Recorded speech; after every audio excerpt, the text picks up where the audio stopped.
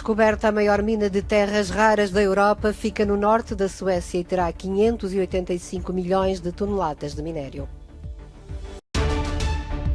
Grupo Wagner reivindica controle total de Soledar, Kiev nega e os intensos combates prosseguem na cidade. Aumentam os casos de infecções simultâneas por Covid e gripe na Europa. Peritos recomendam medidas de precaução.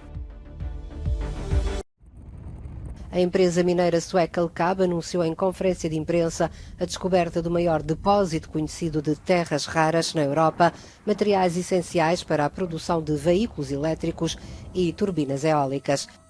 A jazida está localizada perto da mina de ferro de Kiruna, no norte do país, e contém cerca de 585 milhões de toneladas de minério, sendo pelo menos 1 milhão de toneladas de praseodímio ou óxidos de neodímio, materiais que são utilizados para produzir os ímãs especiais dos veículos elétricos. Diz-se que a mina irá fornecer uma parte substancial das necessidades da Europa. Serão necessários mais 2 anos para se saber quando será possível começar a explorar o campo e de 10 a 15 anos para explorá-lo verdadeiramente, mas a LKAB está confiante de que estes prazos podem ser acelerados.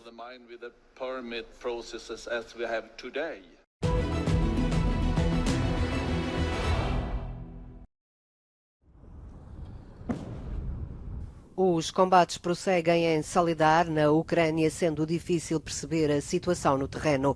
A milícia do Grupo Wagner reivindica o controle total da cidade, enquanto o presidente ucraniano nega e diz que os combates continuam. O Kremlin, por seu turno, prefere não declarar a vitória prematuramente, enquanto volta a mudar a chefia militar da operação na Ucrânia. O general Sergei Surovikin, que foi nomeado em outubro para liderar a invasão e supervisionar os ataques pesados às infraestruturas energéticas ucranianas, é agora substituído por Valery Gerasimov. Soledar é um ponto estratégico importante para a conquista da cidade de Bakhmut e o objetivo russo de conquistar todo o Donbass. A cidade está há mais de 5 meses sob bombardeamentos e praticamente destruída. Só 10% das 70 mil pessoas que viviam em Bakhmut antes da guerra continuam a tentar sobreviver aqui. A nossa tarefa é sobreviver de dia e de noite. É assim que vejo isto. Seria simpático se pudéssemos cozinhar alguma coisa durante o dia. A cidade está a aguentar-se, graças a Deus. Bakhmut é uma fortaleza. A aguentar-se, mas por quanto tempo? Ainda que seja difícil perceber quem domina no terreno, uma coisa parece clara. Esta batalha está a cobrar muitas vidas de ambos os lados.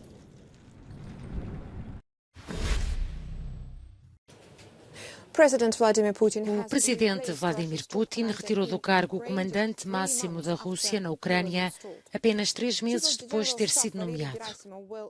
O chefe do Estado-Maior, general Valery Gerasimov, assume a liderança em substituição de Sergei Surovikin, que comandou os ataques recentes às infraestruturas energéticas da Ucrânia.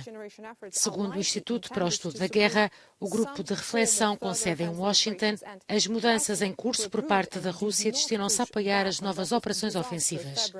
Por outro lado, considera que é pouco provável que Gerasimov, que aprovou e não fez recuar o mal-sucedido plano de guerra russo de fevereiro de 2022, comece agora a resistir às ordens de Putin.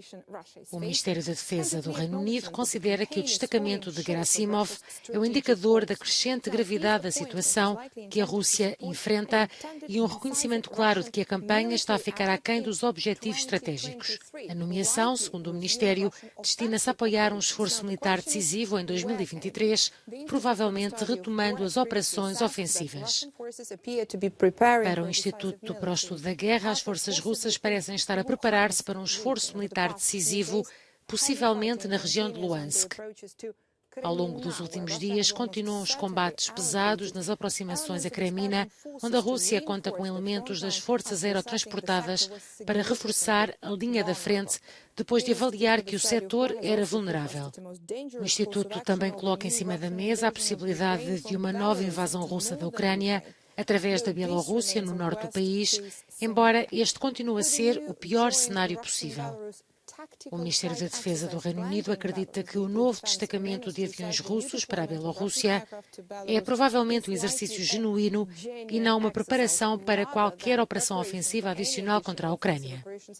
Diz que, embora a Rússia mantenha um grande número de forças na Bielorrússia, estas estão na maioria envolvidas em treinos. É pouco provável que constituam uma força ofensiva credível.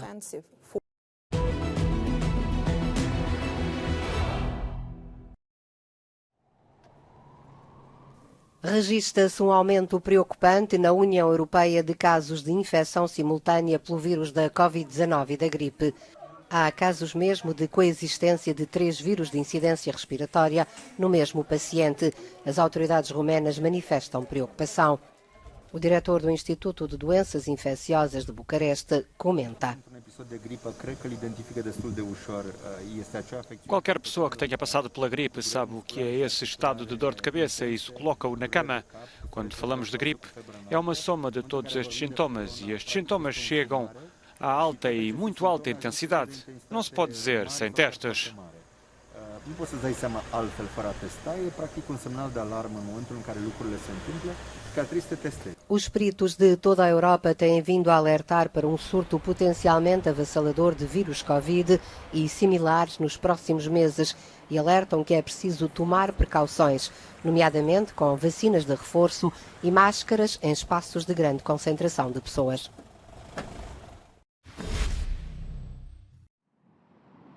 Vestígios de urânio a bordo de um voo proveniente do Omã levaram à entrada em cena da unidade antiterrorista da polícia britânica no aeroporto de Heathrow, em Londres.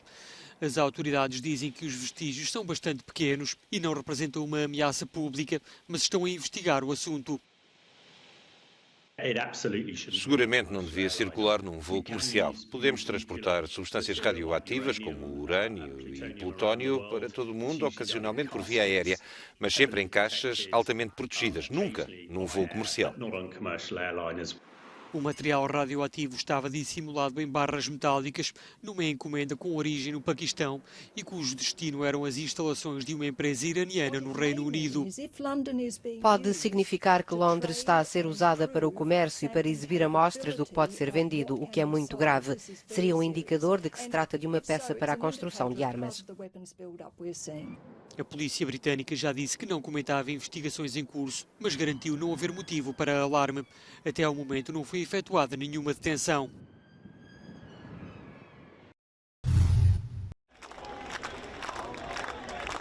Centenas de pessoas celebraram a libertação da presidente do Colégio de Médicos da Turquia, apesar de ter sido condenada por espalhar propaganda terrorista. Şebnem Fincancı foi detida depois de ter exigido uma investigação ao alegado uso de gás tóxico por parte do exército turco contra os militantes curdos no norte do Iraque.